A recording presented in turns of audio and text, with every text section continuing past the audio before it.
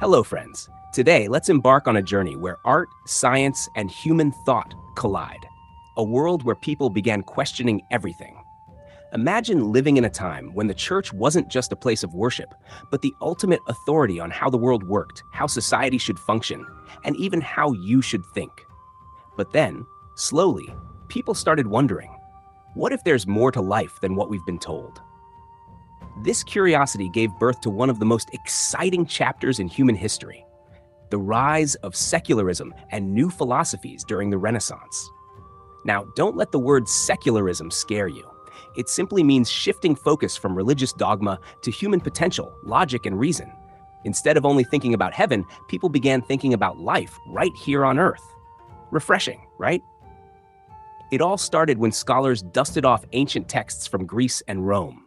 Philosophers like Plato and Aristotle were suddenly back in fashion, like vintage clothes making a comeback.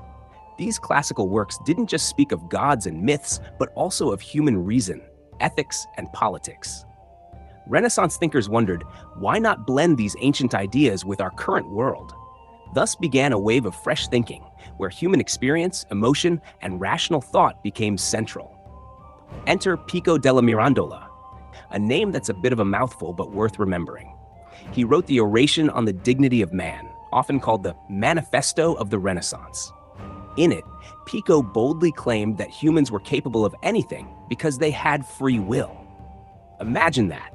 At a time when people believed their lives were predetermined, Pico was basically saying, you can be whoever you want to be, like a 15th century motivational speaker. Then we have Montaigne, the father of the essay. Montaigne believed that truth wasn't absolute and that people should question everything, even themselves. He'd ask deep questions like, what do I really know? Sounds simple, but questioning knowledge itself was revolutionary. It was like telling people who believed the earth was flat to sail toward the horizon and see what happens. But the Renaissance wasn't just about intellectuals writing thick books.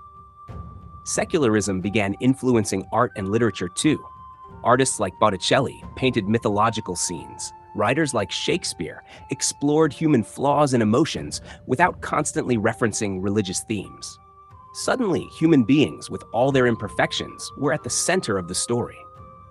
Of course, this wasn't without controversy. The church had been the moral compass for centuries, so when thinkers and artists started placing humanity, rather than divinity, in the spotlight, it raised eyebrows.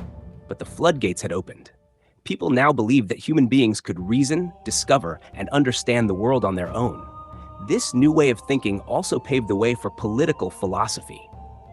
Remember Machiavelli? In The Prince, he tossed aside idealistic views of leadership and got real. He suggested that sometimes being feared was better than being loved. Quite the scandalous idea.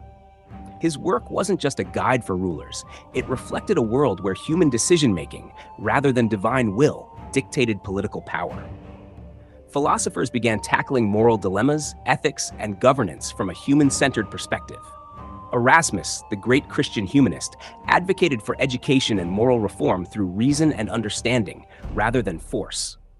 Though Erasmus remained religious, his approach was deeply influenced by secular humanism. He believed that faith and reason could coexist, a truly modern thought for his time. And then there's the broader impact. Individualism. Renaissance thinkers believed that every individual had worth and potential. This belief laid the groundwork for modern democracy, human rights, and personal freedom.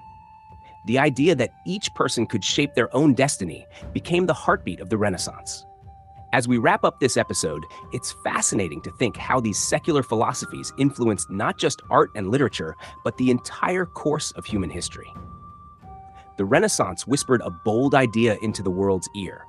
You are capable of understanding the universe, of making your own choices, of shaping your own future. And that whisper grew louder, echoing through the centuries. But friends, the story doesn't end here. In fact, it's about to get even more exciting. In our next episode, we'll meet a man who dared to look at the stars through a telescope and challenge everything the world believed. Yes, we're talking about Galileo, the man who set the stage for modern science. So stay curious, keep questioning, and remember, sometimes the biggest revolutions start with a single glance at the stars.